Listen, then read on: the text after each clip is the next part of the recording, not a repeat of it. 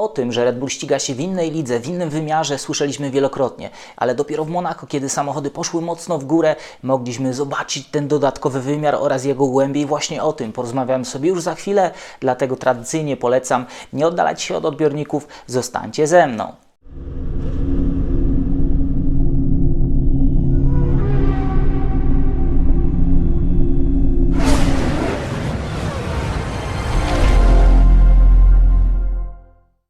Jest poniedziałek, 29 maja, Daniel Biały, Echa Padoku. Zwykle po weekendzie wyścigowym spotykamy się w pewnego rodzaju podsumowaniu tego, co się działo w sobotę i w niedzielę. Tym razem będzie nieco inaczej. Będzie to oczywiście podsumowanie, ale podsumowanie czysto techniczne. Ważne sprawy najpierw powinny być brane pod uwagę i tak będzie tym razem. Monako dostarczyło nam niezwykle cennych obrazków, które pokazały nam to, czego zwykle nie widać. Pokazały nam podłogi samochodów Formuły 1, tych trzech najlepszych zespołów tej wielkiej trójki Red Bulla, Mercedesa oraz Ferrari. Nie zobaczyliśmy podłogi Aston Martina, ale myślę, że z czasem również i tutaj karty zostaną odkryte. No i kiedy większość obserwatorów zobaczyła pierwsze zdjęcie podłogi Red Bulla, tej podłogi, która wisi gdzieś tam za moimi plecami, to pojawiły się komentarze, że Red Bull ze swoją podłogą jest w zupełnie innym wymiarze, w przenośni oraz dosłownie ten dodatkowy wymiar to jest wymiar związany ze sposobem, w jaki poprowadzona jest ta podłoga. Wielokrotnie rywale zastanawiali się, rzucali tak na pożarcie mediom takie tematy, gdzie Red Bull ma tą przewagę, troszeczkę sugerując, że być może Red Bull nie gra czysto, że być może są tam jakieś brudne zagrywki, szare strefy, zwykłe triki, które pomagają tak szybko jechać, pomagają zdobyć tą niezwykłą wydajność. Te zdjęcia, które zobaczyliśmy, wybijają rywalom ten argument z ręki i pokazują, gdzie jest jeszcze zadanie domowe do odrobienia, bo ta dwójka, Mercedes i Ferrari, po tym co zobaczyliśmy, ma to zadanie domowe do odrobienia i odrobić to zadanie domowe nie będzie łatwo, ale o tym za chwilę. Zanim przejdę do głównego dania, tak trochę na przystawkę, dwa inne ciekawe rozwiązania, które miały debiut w ten weekend wyścigowy, kiedy wszystkie oczy były skupione na Mercedesie i tym pakiecie poprawek, bo było na czym oko zawiesić, musicie przyznać. Aston Martin przywiózł bardzo ciekawą interpretację przepisów dotyczących tylnego skrzydła. Aston Martin nie pierwszy raz zaskakuje w tym obszarze. No i tutaj macie pewnego rodzaju porównanie tego, z czym Aston Martin się ścigał. Mówię tutaj o sposobie połączenia tego górnego płata, tylnego skrzydła z tym płatem bocznym. Tego typu kształt został wymuszony przez te nowe przepisy, nowe regulacje.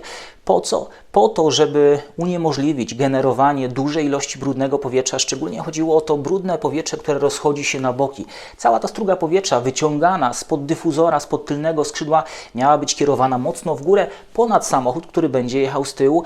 I to widzimy na przykład w deszczu, jak skuteczne są te rozwiązania wniesione z tymi nowymi regulacjami i jednocześnie te nowe rozwiązania, co już Wam mówiłem i pokazywałem wielokrotnie na analizach, przeszkadzają w ściganiu się w deszczu, bo ten pióropusz wody wyrzucany wysoko do góry powoduje, że widoczność z tyłu jest bardzo słaba.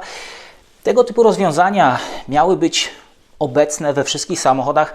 Aston Martin już zaprezentował jedną interpretację tych przepisów, którą widzieliśmy, czyli ten boczny panel wyciągnięty do góry, tą niezwykle ciekawie wyglądającą sekcję nazywaną oparciami fotela czy fotelem. Natomiast FIA bardzo szybko powiedziała stop. W tegorocznych przepisach tego typu rozwiązania zostały zablokowane, więc Aston Martin na pewno nauczył się czegoś, pracując nad tym pierwszym rozwiązaniem i wprowadza coś nowego. Zobaczcie, w jaki sposób, jak sprytnie Aston Martin połączył ten górny płat tylnego skrzydła z tym niższym płatem. Mamy tutaj bardzo wąskie połączenie, zupełnie inne niż to, które widzimy tutaj i pod pewnym kątem mamy też duże wycięcie. Co to powoduje? To powoduje, że to powietrze opuszczające ten obszar tylnego skrzydła nie będzie kierowane tylko do góry, ale będzie mogło rozchodzić się jeszcze na boki. Tutaj na pewno kryje się wydajność, ale jest to wbrew duchowi przepisów, wbrew temu, co osoby piszące te nowe regulacje miały na myśli.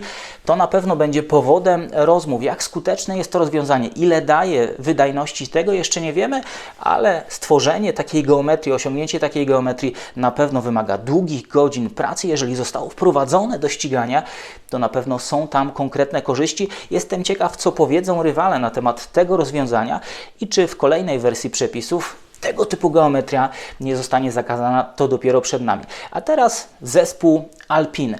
Alpine mocno modernizuje swój samochód. Alpine w ten weekend osiągnęło naprawdę dobre wyniki. Oba samochody prezentowały się świetnie. Otmar Szafnauer po wyścigu, trzymając statuetkę za to 3. miejsce, mówił do reporterów: nieźle co?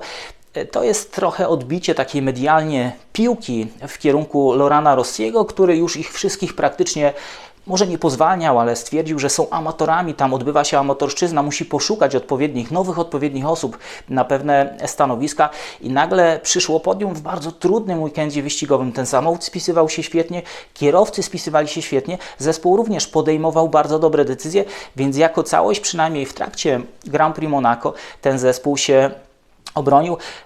Alpine bardzo mocno zmienia ten samochód. Mieliśmy pakiet poprawek w poprzedni weekend wyścigowy, jeszcze przed tą Imolą, która się nie odbyła. Mamy też pakiet poprawek w trakcie Grand Prix Monaco i zobaczcie, mamy tutaj porównanie tej poprzedniej wersji, z którą zespół Alpine rozpoczął tegoroczne ściganie i wersji, z którą aktualnie chce się ścigać, chce iść w ten sezon. Główna zmiana dotknęła obszaru sidepodów. Tutaj ta rynna, która schodzi po sidepoda w kierunku tylnej sekcji, jest poprowadzona dość łagodnie. Tutaj widzicie taki czarny obszar, ona wpada tam bardzo nisko. To jest rozwiązanie widziane już wcześniej w samochodzie właśnie Aston Martina i zobaczcie, jak te konstrukcje stały się do siebie podobne. W tym zdjęciu bardzo dobrze to widać. Te boczne sekcje, te rynny, ślizgi, nazwane bardzo różnie kształtem, są do siebie bardzo podobne. No i Aston, podobnie jak Alpine, schodzi z tymi rynnami bardzo nisko, poniżej tego poziomu, o którym mówiliśmy, pomiędzy górnym skrzydłem a beamwingiem. To wszystko sprowadzone jest gdzieś bezpośrednio nad dyfuzor. Tam też musi kryć się wydajność. Alpine być może podejrzało te rozwiązania w Aston Martinie, być może sprawdziło i tam kryje się dodatkowa wydajność. Miejcie oko na Alpine, bo to zaczyna wyglądać coraz lepiej. Oczywiście Monaco nie jest miarodajnym torem, tam na przykład moc jednostki napędowej nie jest tak istotna. W tym elemencie Alpine trochę odstaje, ale Barcelona będzie najlepszym miernikiem tego, jak duży postęp wykonał zespół Alpine. Jeżeli tam Otmar stanie ponownie z taką statuetką w ręku, no to wtedy Laurent Rossi będzie musiał chyba trochę wycofać się z tych wypowiedzi, które już padły. To nie wygląda na amatorszczyznę, to wygląda na ciekawy program rozwojowy tego samochodu. Jak będzie dalej, zobaczymy. A teraz dochodzimy już właśnie do tego dania głównego i zaczynam od zdjęcia z zeszłego roku. Celowo pokazuję Wam, jak wyglądał RB18 w zeszłym roku, jak wyglądała podłoga tego samochodu. Ona była już przedmiotem analizy na tym kanale, była przedmiotem bardzo wielu analiz. Na co wtedy zwracałem uwagę? Przede wszystkim na to, jak różnią się od innych rozwiązań te łopatki znajdujące się pod podłogą, te łopatki, które tworzą nam kanały wyciągające brudne powietrze generowane przez koła gdzieś na bok, czym powodują, że ta przestrzeń podłogi pracuje jeszcze bardziej wydajnie. Na co jeszcze zwracałem uwagę? Przede wszystkim na kształt tych kanałów, tego głównego kanału, który biegnie pod podłogą aż do dyfuzora. To właśnie tutaj ten przepływ, który jest generowany, jeżeli ma dużą energię, dotrze w okolice dyfuzora, spowoduje, że tego docisku będzie bardzo dużo. Zwracałem Wam uwagę na to, że ta powierzchnia, ten kanał ma owalny kształt.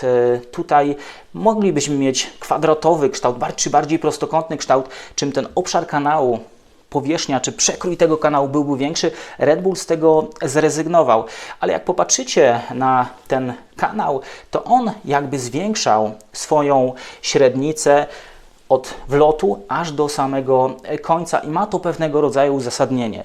Na końcówkach tych łopatek, które tworzą te tunele, generowane są wiry. Jest taka teoria o wirach, które podążając obok siebie nagle zaczynają się łączyć i tworzyć jeszcze większy wir. Im większy wir, tym większa energia, tym większy docisk. Red Bull jakby tym kształtem podłogi tworzył dodatkową powierzchnię, żeby ten wir mógł się budować, żeby mógł się rozchodzić, żeby nic nie zaburzało tego procesu, żeby również nie ocierał on, czy nie były generowane straty na styku tego kręcącego się powietrza i powierzchni podłogi. Tak to wygląda, takie były analizy z zeszłego roku, tak to nadal jest utrzymywane i to jest coś, czym Red Bull się bardzo mocno wyróżniał. Mamy tutaj różnego rodzaju przejścia pomiędzy tym elementem znajdującym się w centralnej części, nazywanym dnem łodzi, boat, a właśnie tymi elementami podłogi, które wychodzą nam na zewnątrz. To są również bardzo ciekawe krzywizny, bardzo ciekawe kształty, trudne do osiągnięcia, jeżeli chodzi o zapisy regulaminu technicznego, ale również w tych obszarach będą generowane te małe wiry. Również tutaj, na tym przecięciu czy przełamaniu znajdującym się na bibie, widzimy tutaj taką łopatkę, która wystaje. Tutaj również powstaną te wiry i to wszystko łączy się ze sobą i dociera do tylnej sekcji, czym generuje dużo więcej docisku, niż gdybyśmy tych wirów nie mieli. Ten przepływ nie byłby tak energetyczny, ten przepływ nie umożliwiałby uzyskania takiej wydajności. Jeszcze raz zwracam uwagę, że to jest zdjęcie zeszłorocznej podłogi samochodu Red Bulla RB18. I zobaczcie, jak to wygląda, ten stopień skomplikowania, ta naprawdę rzeźbiarska dokładność z tym, czym dysponują dzisiaj rywale. I tutaj mamy zdjęcie podłogi samochodu Ferrari. Zobaczcie, charakterystyczny ślizg, który znajduje się tutaj gdzieś na krawędziach, tutaj go widać bardzo dobrze, to jest coś, z czym Red Bull ścigał się w zeszłym roku. Ten ślizg powoduje, że ta podłoga nie dobija do asfaltu, nie dochodzi do porpoisingu. Ta podłoga obniża się do pewnego momentu, bezpiecznego momentu i ten przepływ pod podłogą nie jest zamykany. Jeszcze jedna rzecz, nawiązując do tego, że ten sufit kanałów, tak to kolokwialnie nazwę, jest zaokrąglony w przypadku samochodu Red Bulla. Tam właśnie chodzi o to, żeby było miejsce dla tego przepływu, dla tej całej struktury wirów, która się tworzy, bo jeden z inżynierów powiedział, że to właśnie załamanie tej struktury powoduje efekt porpoisingu. W przypadku podłogi samochodu zespołu Ferrari, tegorocznego samochodu, widzimy, że krawędź tego środkowego, centralnie umieszczonego elementu nie ma tak wielu przejść i tak wielu wyszukanych płaszczyzn. Mamy oczywiście tutaj lekką zmianę, jeżeli chodzi o sposób połączenia. Tutaj też widzimy takie drobne przejścia, ale mniej wyraźnie niż w przypadku zeszłorocznej konstrukcji Red Bulla. Ale popatrzcie, ta tylna sekcja prowadząca do dyfuzora, do tego momentu, gdzie ten kształt podłogi się przełamuje, dyfuzor zaczyna się otwierać, jest praktycznie płaska. Ona jest bardzo szeroka, szersza tak wizualnie niż w przypadku konstrukcji Red Bulla, ale bardzo płaska. Na co warto jeszcze zwrócić uwagę, na te elementy, takie białe, drobne kropki, które tutaj się znajdują, to są czujniki, które cały czas badają przepływ powietrza pod podłogą. One nie występują tylko w Ferrari, one występują we wszystkich konstrukcjach. Zespół buduje sobie taką mapę przepływu, porównuje to, co dzieje się na torze, z tym, co można odczytać w tunelu, z tym, co można odczytać z tych bardzo zaawansowanych narzędzi do symulacji, do CFD. No i teraz Mercedes. Zobaczcie, jak wygląda podłoga Mercedesa. Tutaj mamy pewne nawiązania do zeszłorocznej konstrukcji Red Bulla, jeżeli chodzi o te łopatki tworzące kanały, no nie są one tak wyszukane jak w przypadku Red Bulla. Tam mieliśmy krzywizny w różnych płaszczyznach, te łopatki się wywijały w bardzo specyficzny sposób, ale w przypadku samochodu Mercedesa możemy zobaczyć, że ta początkowa część kanału, tego głównego kanału, rzeczywiście zdaje się mieć lekko zaokrągloną płaszczyznę, ale potem wszystko zdaje się być już dużo bardziej płaskie niż w przypadku Red Bulla, zeszłorocznego Red Bulla. Jeszcze jedna ciekawa rzecz, na którą warto zwrócić uwagę. Mercedes przywiózł 3 nowe podłogi na ten weekend, ale to nie są zupełnie nowe podłogi i to jest kwintesencja tegorocznych regulacji finansowych. Można zauważyć, że ten element jest po prostu wycięty i doklejony. Tutaj już pojawiają się te dodatkowe schodki, czy ten dodatkowy stopień, jeżeli chodzi o ten środkowy element, który powoduje, że będzie dochodziło do pewnej akceleracji powietrza docierającego w okolice dyfuzora. To jest zarówno w tej przedniej części, jak i tylnej części na pewno punkt wspólny z zeszłoroczną konstrukcją Red Bulla. Zobaczmy sobie, jak ta podłoga wygląda w takim idealnym wręcz zdjęciu, aż nie wierzę, że takie zdjęcie udało się złapać i tutaj też bardzo dobrze widać te wcięcia, czy miejsca po cięciach i gdzie te dodatkowe elementy, właśnie ten element związany z lekkim zejściem tej środkowej części do krawędzi podłogi jest, widzimy tutaj takie przejście, to właśnie ten element został zmieniony. w konstrukcji podłogi Mercedesa, jakby dołożony. Być może na kolejny weekend do Barcelony przyjadą już zupełnie nowe elementy pozbawione tych ład, one po prostu zostaną wyprodukowane od nowa, natomiast być może w Monako zespół Mercedesa chciał sprawdzić takie rozwiązanie, zobaczyć jak to wszystko będzie funkcjonowało, być może też obawiając się tego, że dojdzie do uszkodzenia, jeżeli uszkodzi się element, który już wcześniej został wyprodukowany, nie będzie takiej straty, te nowe cały czas będą czekały w fabryce. Ciekawą rzeczą jest też to, że te boczne kanały wychodzą bardzo wcześnie i zobaczcie, mamy tutaj to podwinięcie i wcięcia w podłodze, czy pewne łopatki, to nie są zakończenia tych kanałów, one znajdują się wcześniej, więc ten element ma na pewno za zadanie generowanie dodatkowych wirów prowadzących wzdłuż podłogi. Te krawędzie podłogi, tutaj w przypadku Mercedesa nie widać tego ślizgu pod podłogą, z którego korzystał Red Bull, z którego korzysta Ferrari, dlatego że Mercedes tą regulację, czy ten przepis dotyczący jednej łopatki umieszczonej, czy jednego skrzydła umieszczonego na podłodze lub pod podłogą wykorzystał, tworząc ten charakterystyczny miecz, czy taki kij hokejowy. Tego sformułowania często używano w przypadku analizy podłóg McLarena. No i mamy te elementy wykończone jakimiś metalowymi wstawkami, które mają wzmacniać, które mają być może lepiej trzymać tą podłogę. No i mamy tą sekcję związaną z lokalizacją skrzyni biegów.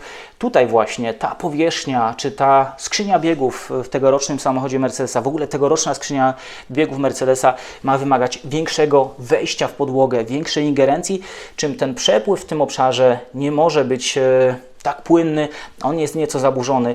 Ten dyfuzor się otwiera, mamy tutaj tą linię otwierania się dyfuzora i mamy tą tylną strukturę zderzeniową i część łóżka, na którym umieszczona jest skrzynia biegów, to właśnie ma przeszkadzać nie tylko Mercedesowi, ale też Aston Martinowi, żeby osiągnąć jeszcze większą wydajność. Więc jak widzicie, to co Red Bull miał w zeszłym roku do dyspozycji, wygląda dużo bardziej zaawansowane. Czy jest dużo bardziej zaawansowane od tego, co rywale przywieźli na ten sezon? To co powiecie na zdjęcie tegorocznej podłogi Red Bulla? To jest coś, co wzbudziło wręcz zachwyt wszystkich obserwatorów. Tutaj mamy zdjęcie tej podłogi od tyłu. Widzimy te krzywizny tych łopatek otwierających podłogę, tych zewnętrznych kanałów, które się tutaj znajdują. Te refleksy światła dobrze pokazują, że tam dochodzi do wielu zmian, krzywizn, z jakich zbudowane są te elementy. Kolejna rzecz, która zwraca uwagę, zobaczcie jak wygląda ta podłoga. Ona jest zaokrąglona, ta powierzchnia jest mocno zaokrąglona, a do tego występują tam lekkie zagłębienia, lekkie wypustki. To wszystko na pewno idealnie współgra z tymi wirami, które się tam tworzą, które biegną wzdłuż podłogi. No i dopiero w tej tylnej sekcji mamy pewne wypłaszczenie, ale na co analitycy zwracają uwagę? W przypadku Red Bulla nie mamy jednej linii, kiedy ta podłoga zaczyna przechodzić w dyfuzor, ten dyfuzor zaczyna się otwierać. Mamy tu jedną linię tego tak zwanego kika dyfuzora i nagle mamy tutaj drugą linię. Niektórzy zwracają uwagę nawet na tą trzecią linię, bardzo ciekawą, która powoduje, że ta końcówka dyfuzora współgra idealnie z beamwingiem, z tą dolną łopatką beamwinga. Zobaczcie na ten centralny element, ile on ma zmieniających się płaszczyzn, zarówno w tej przedniej części, jak i tej tylnej części. Tych elementów łączących, tutaj mamy nawet metalowe wstawki, jest raz, dwa, trzy, cztery, pięć, 6. Czyli te elementy wszystkie mają za zadanie energetyzowanie tego przepływu, który znajduje się, czy który przebiega pod podłogą i doprowadzanie go właśnie do tego kluczowego miejsca, do dyfuzora, gdzie to wszystko jest wyciągane, mówiąc kolokwialnie. To wszystko powoduje, że ten samochód jest przysysany. Dlaczego nie jedna linia, a dwie? Tutaj też uzasadnienie jest bardzo ciekawe. Jedna linia może powodować właśnie ten jeden punkt przysysania samochodu do toru. Jeżeli to wszystko rozłoży się na nieco większy obszar, ta platforma aerodynamiczna może zachowywać się bardziej stabilnie, może dawać kierowcom przyczepność, mimo tego, że zmieniają się na przykład warunki wieczne, mimo tego, że ten samochód być może będzie zmieniał swój układ, jeżeli chodzi o platformę mechaniczną. To wszystko wygląda jak dzieło sztuki. Rywale są daleko od tego, co Red Bull miał pod podłogą w zeszłym roku, nie mówiąc już o tym, co dzieje się Tutaj naprawdę sposób, w jaki zrealizowane są te przejścia od tego centralnego elementu aż do krawędzi podłogi, to jest coś, co trudno jest wytłumaczyć, bo tutaj zachodzą naprawdę bardzo zaawansowane procesy. Ta teoria wirów nakładających się czy łączących się w jeden to jest teoria, która cały czas jest badana. No jak Adrian Newey w tym swoim dwuwymiarowym notesie był w stanie stworzyć coś takiego, tutaj możemy się tylko nad tym zastanawiać. I jeszcze jedno zdjęcie z nieco innego kąta. Tutaj mamy nieco bardziej rozciągniętą tą podłogę, mówiąc o tym, jak to zdjęcie zostało wykonane, jak ten kadr wygląda. I tutaj mamy te przejścia od tej centralnej sekcji właśnie do sufitu tej podłogi i do tych bocznych elementów. Tutaj również mamy te zejścia i te różne płaszczyzny, które się tutaj pojawiają. I tutaj to, co Wam mówiłem, ten jeden kick dyfuzora i drugi kick dyfuzora, czy kick podłogi, ten element, który schodzi nieco niżej, czyli podłoga nie jest poprowadzona płasko, ale schodzi nieco niżej, a potem wraca i schodzi jeszcze raz i się otwiera. Te elementy to są bardzo zaawansowane elementy, jeżeli chodzi o sposób prowadzenia tego przepływu. Chyba tylko Red Bull wie, jak to wszystko pracuje, jak to wszystko wygląda. Pojawiła się ciekawa wypowiedź jednego z inżynierów Williamsa, który stwierdził, że po dwuwymiarowych zdjęciach i tak nie da się do końca stwierdzić, co Adrian Newey i spółka mieli na myśli, tworząc takie rozwiązanie, ale są też inne głosy, które mówią o tym, że to na pewno nie podoba się Red Bullowi. Tego typu zdjęcia pozwalają urwać trochę tego geniuszu i zabrać do siebie. I jeszcze jedna rzecz, która z jednej strony mnie zaskakuje, z drugiej strony jest taką kontynuacją tej historii, o której Wam mówiłem, ta niezwykła wydajność samochodu Red Bulla na prostych. Tłumaczyłem Wam, mówiłem Wam, że tylne skrzydło, ten górny płat tylnego skrzydła współpracuje z dolnym płatem. Ten z kolei współpracuje z tymi skrzydełkami Bimwinga. Te z kolei bardzo mocno współpracują z dyfuzorem. To wszystko tworzy wspólną czy spójną strukturę i jeżeli jeden z tych elementów przestanie działać, czy przestanie współdziałać z innymi elementami, to nagle wydajność, czyli docisk tego samochodu bardzo mocno spada. Mówię tu o momencie, kiedy otwiera się górna łopatka tylnego skrzydła. Jest bardzo ciekawa teoria rzucona przez byłego aerodynamika zespołu Racing Point, która mówi, że to wszystko idzie jeszcze dalej. To wszystko idzie właśnie do tego momentu. Te przełamania znajdujące się na podłodze mogą mieć tendencję do odklejania się strugi powietrza, do odrywania się strugi powietrza, chyba że coś mocno z nimi współpracuje. No i ta cała kaskada od dyfuzora przez Bimwinga po górny płat, czy w ogóle tylne skrzydło, powoduje w normalnych warunkach, że ten przepływ jest tutaj mocno energetyczny, ale kiedy ten górny element przestaje działać, otwiera się po prostu, ta kaskada idzie w dół i tutaj również dochodzi do pewnego wyłączenia pracy dyfuzora, do tego, że on traci swoją wydajność, dlatego ten samochód na prostych mknie tak mocno. Z drugiej strony zdaje mi się to dość ryzykownym rozwiązaniem, bo musimy pamiętać o tym, że kierowca dojeżdżając do zakrętu zamyka DRS, no i wtedy ta cała struktura musiałaby bardzo szybko z powrotem wrócić do równowagi, w której ten przepływ zostanie przywrócony. No ale widzieliśmy już tyle genialnych rozwiązań ze strony Adriana Neweya, że być może to jest kolejny przykład tego jego geniuszu. Naprawdę trudno jest dokładnie Wam wytłumaczyć, jak to wszystko działa, nie znając tych dokładnych obliczeń i analiz samego zespołu, ale sama skala skomplikowania tej podłogi, tego jak ona różni się wizualnie, jak ona różni się, jeżeli chodzi o tą płaszczyznę, to jest właśnie ten dodatkowy wymiar. Niektórzy mówią, że to jest właśnie ten trzeci wymiar. Płaszczyzna podłogi Red Bulla to nie jest płaska kartka, tam się dzieje naprawdę zdecydowanie więcej niż w przypadku innych rozwiązań.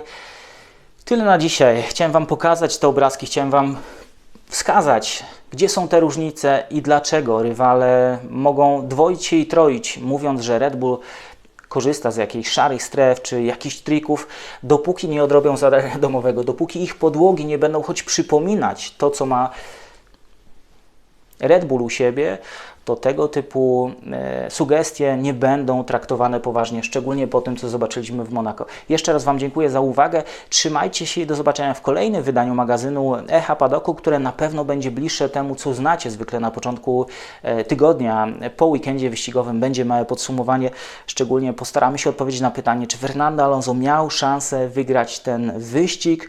Troszeczkę zaspoileruję, miał i to dużą, ale na tym kończę. Trzymajcie się i do zobaczenia w kolejnym wydaniu magazynu.